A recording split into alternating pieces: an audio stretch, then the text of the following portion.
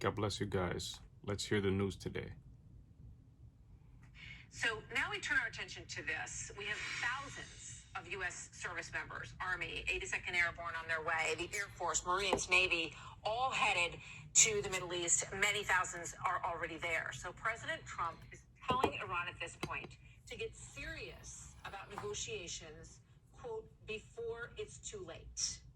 So here's what Iran could be facing in what's being described as a, quote, final blow scenario, an overwhelming military force in order to get Iran essentially to come to its knees in this standoff.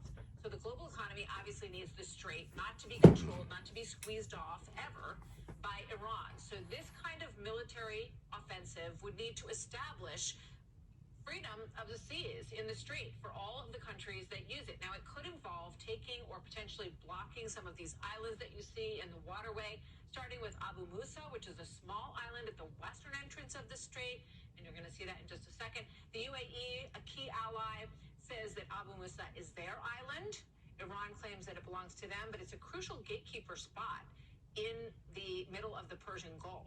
There's also Larak Island, which is loaded with Iranian military infrastructure. It's capable of targeting passing ships that go through. Here's Larak Island. So this is a place where they are able to have a lot of military infrastructure that can shoot at boats that are going through the strait. So obviously that's an area that would need to be cleared out as well. Karg Island, which we've talked about a lot, is the main oil export hub. 90% of all their exports go through there. There was an initial hit on Karg Island, but there are targets that still exist there that are more crucial to the pipelines and the military infrastructure, oil infrastructure, I should say, on Karg Island. So that would also sound like it's on the list. Then there's the question of this 900 pounds of highly enriched uranium, which is said to be buried under Isfahan from the June attacks that we watched. So there is a potential for a ground operation to secure that material, or essentially the other option that appears to be on the table would be an air campaign that would render it useless. All of that is said to be potentially on the table if there is a final blow scenario by the U.S. military. Watch.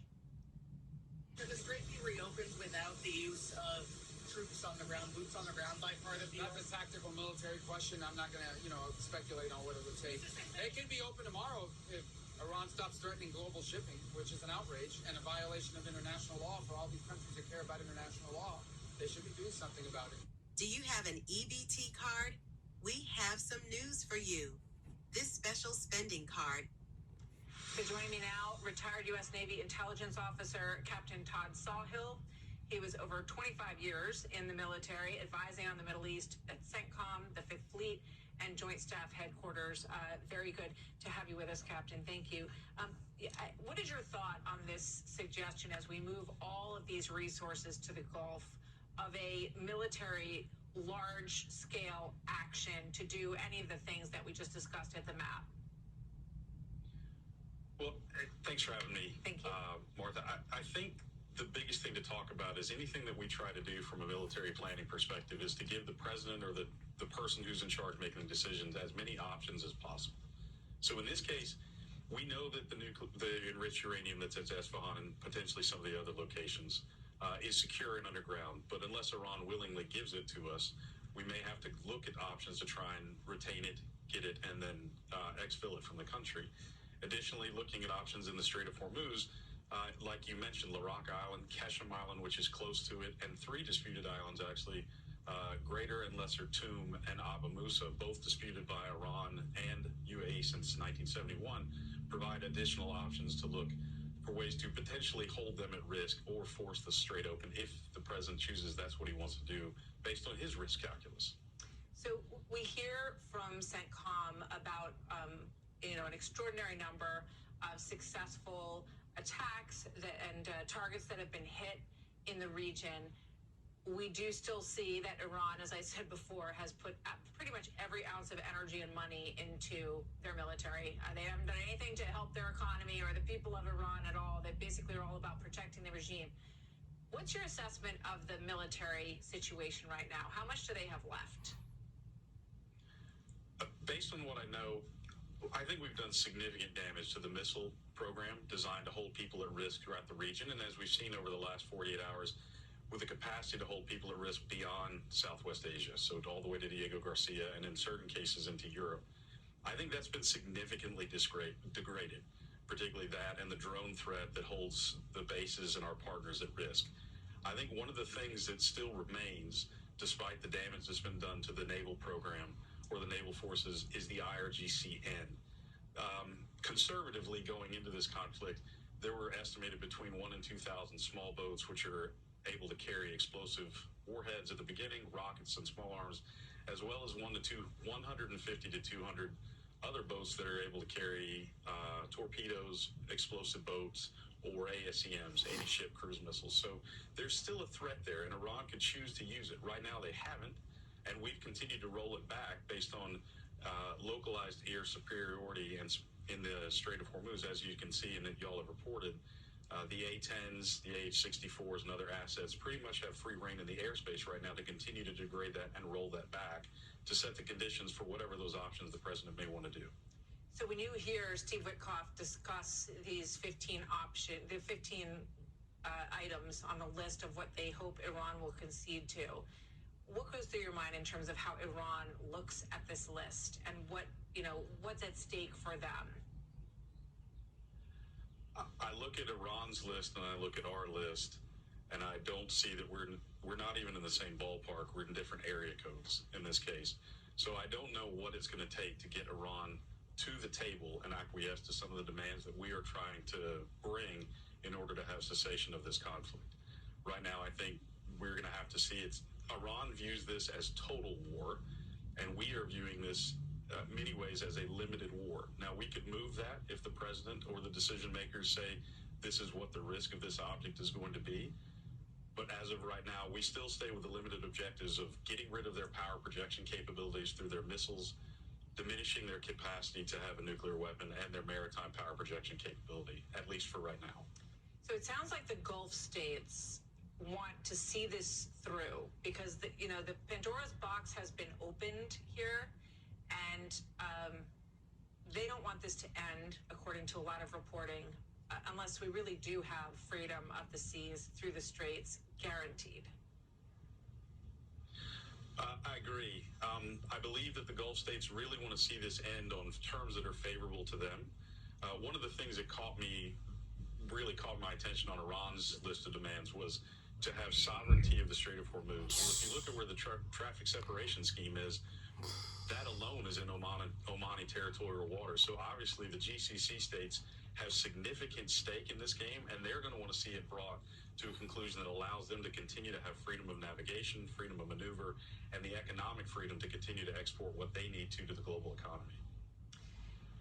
Do you see Iran engaging in asymmetric warfare? Because obviously, freedom to continue states have sovereignty of the Strait of Hormuz. Yes. Well, if you look at where the traffic separation scheme is, that alone is in Omani territorial waters. So obviously the GCC states have significant stake in this game, and they're going to want to see it brought to a conclusion that allows them to continue to have freedom of navigation, freedom of maneuver, and the economic freedom to continue to export what they need to the global economy. Do you see Iran engaging in asymmetric warfare? Because obviously they have, a very different sort of viewpoint of the world, and survival, just surviving, is what will be a win for them potentially. I completely agree. I think one of the things that we've always looked at when it came to Iranian planning for the last 20 to 30 years is regime survival to them is paramount. And they'll do anything they can once they feel the pressure is completely on them to allow for that survival to be there. Like I said, they're looking at it through the lens of total war and not so much limited war. Now, the Iranian population, 80 to 90% of them are the kind of people that don't want this regime to have the power that they do.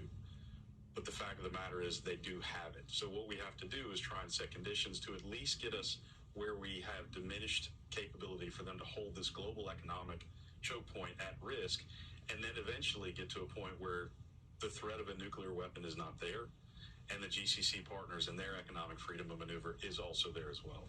Well, it seems like those things are more in reach now than they were several weeks ago. And we'll see where this goes from here. Captain Todd Sawhill, thank you very much. Good to have you with us, sir. He's just different. You can see it right away. Somebody like this doesn't just come along and... Well, that's easier said than done.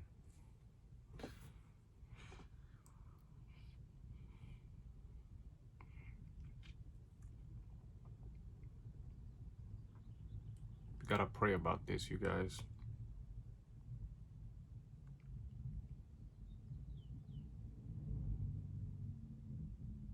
Okay.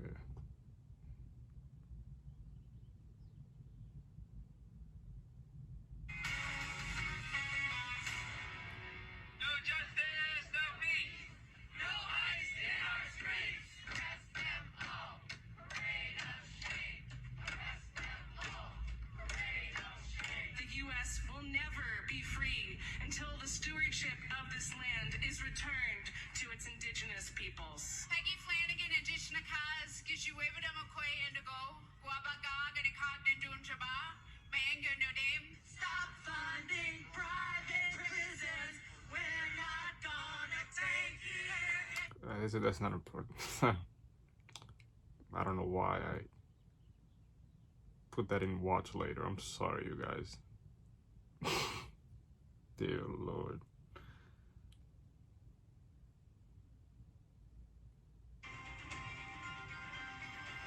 The White House is ramping up pressure on Congress to end the DHS shutdown as travel chaos and security concerns continue to grow. This comes as the administration touts a major drop in illegal immigration under President Trump's border policies.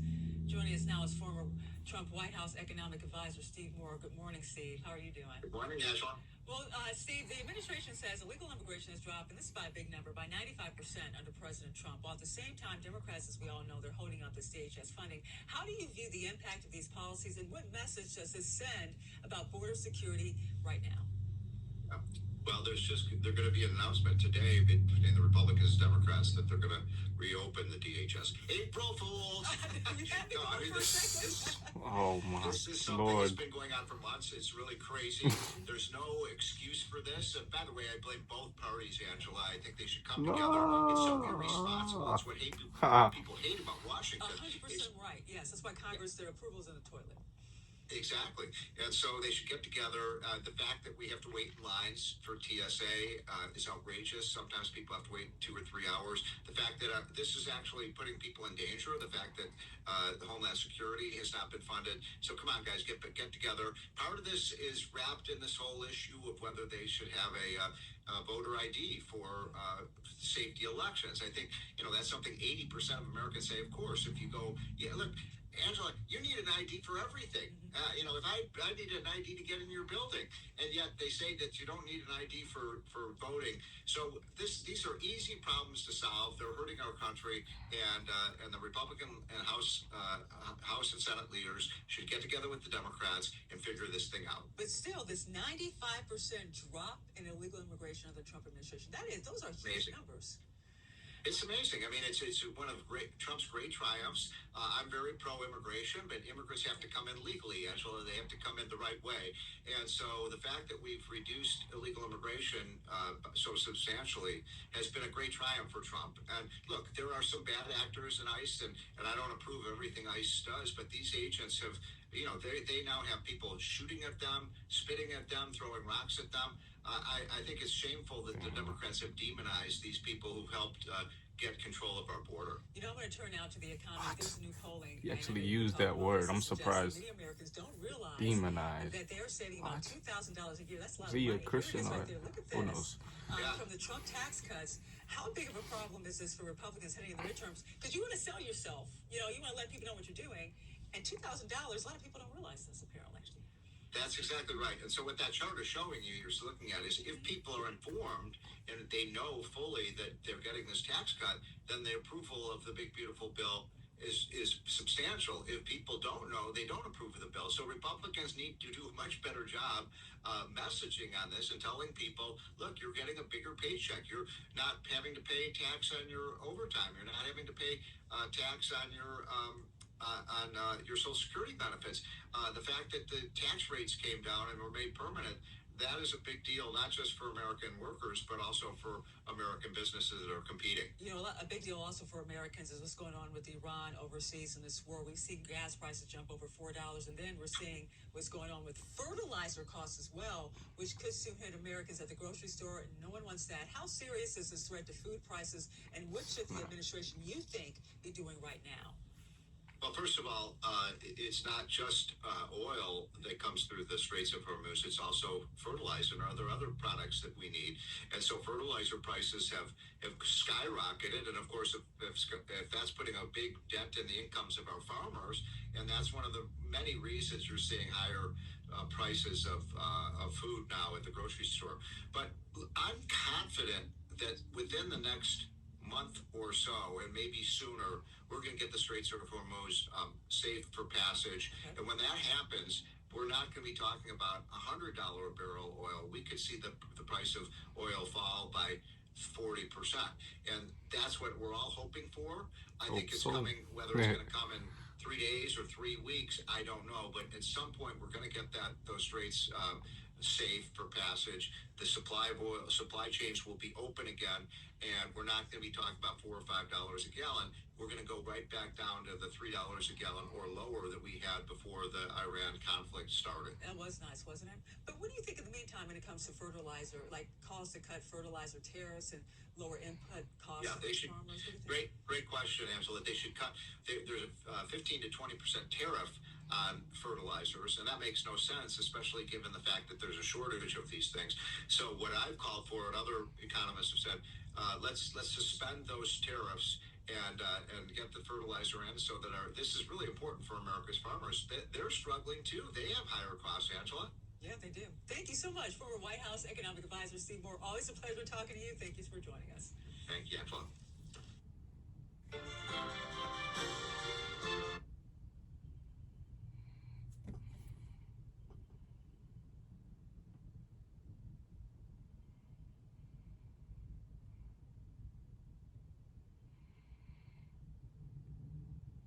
Glory to God. All right, I'm gonna cut it short today. God bless you guys. Stay in tune. More videos will come out.